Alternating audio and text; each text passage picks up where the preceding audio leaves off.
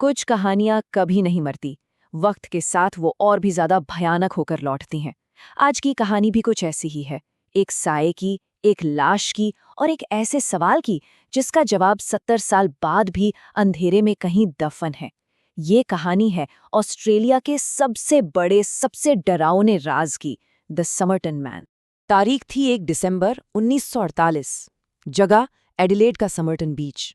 देखने में तो एक आम सी सुबह थी, लहरें खामोशी से रेत से टकरा रही थीं। लेकिन उस दिन हवा में एक अजीब सी खौफनाक ठंडक थी, क्योंकि रेत पर कुछ ऐसा पड़ा था जिसे देखकर लोगों की रूह कांप गई। वहां एक लाश थी, एक आदमी की, एकदम सलीके से पहना हुआ सूट, टाई, चमकते हुए शूज। ऐसा लग रहा था जैसे कोई बस आराम से सो रहा हो।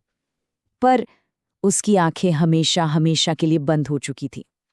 जब उसकी जेबों की तलाशी ली गई तो कुछ नहीं मिला, ना बटुआ, ना कोई पहचान, ना कोई नाम। वो कोई नहीं था, बस एक शरीर जिसे किसी ने बड़ी बेरहमी से गुमनाम छोड़ दिया था। पुलिस के लिए ये किसी बुरे सपने की शुरुआत थी। हर सुराग, हर सवाल उन्हें एक और भी गहरे और अंधेरे रास्ते पर ले जा रहा था। ये कोई आम मौत नहीं थी, नहीं, ये एक पहेली थी जिसे कोई बहुत शातिर दिमाग बुनकर छोड़ गया था। जब डॉक्टरों ने उस लाश की जांच की तो उनका खौफ और बढ़ गया। शरीर पर एक खरोंच तक नहीं थी, कोई चोट नहीं, कोई संघर्ष का निशान नहीं। ऐसा लग रहा था जैसे उसकी रूह को बस जिस्म से खींच लिया गया हो। मौत का कारण किसी को नहीं पता। शक एक ऐसे जहर पर था जो अपना कोई निशान नहीं छोड़ता, एक अदृश्य कातिल। अब कहानी उस मोड़ पर आती है जहां हकीकत अफसानों से भी ज्यादा डरावनी लगने लगती है। उस लाश के साथ मिले सुराग किसी जवाब की तरफ नहीं, बल्कि एक अंतहीन वहम की तरफ इशारा कर रहे थे। पास के स्टेशन से पुलिस को एक सूटकेस मिला। अंदर रखे हर कपड़े से टैग और नाम को इतनी सफाई से हटाया गया था जैसे कोई किसी इंसान के वजूद को ही दुनिया से मिटा देना चाहता हो। लेकिन सबसे डरावनी खोज थी उसकी पैंट में कमर के पास सिली हुई एक छोटी सी गुप्त जेब। अब सोचिए जरा, ऐसी जेब कोई क्यों सिलवाएगा? क्या छुपाने के लिए? उस गुप्त जेब के अंधेरे में कागज का एक छोटा सा मुड़ा हुआ टुकड़ा मिला। उस पर स्याही से सिर्फ 2 शब्द लिखे थे। ये सिर्फ शब्द नहीं थे, ये एक पैगाम था, शायद कब्र के उस पार से। उस पर लिखा था, तमाम शुद्ध। तमाम शुद्ध, इसका मतलब है सब खत्म हो गया। ये शब्द उमर खय्याम की कविताओं की एक किताब के आखिरी पन्ने से फाड़े गए थे। पर क्या खत्म हो गया? एक जिंदगी, एक राज, या फिर कोई मिशन? इन 2 शब्दों ने उस लाश को एक इंसान से कहीं ज्यादा एक रहस्यमयी साया बना दिया। साल गुजर गए, दशक बीत गए, ये केस फाइलों में दबकर एक भुतही कहानी बन गया।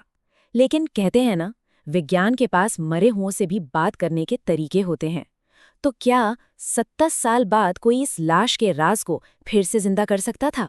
जवाब मिला, लेकिन ये जवाब किसी पुरानी फाइल या गवाह से नहीं मिला, बल्कि उस लाश के शरीर के एक ऐसे हिस्से से आया जो 70 सालों से इस राज को अपने अंदर कैद किए हुए था। एक अकेला बाल। वैज्ञानिकों ने उस लाश के प्लास्टर मॉडल में फंसे एक बाल को निकाला।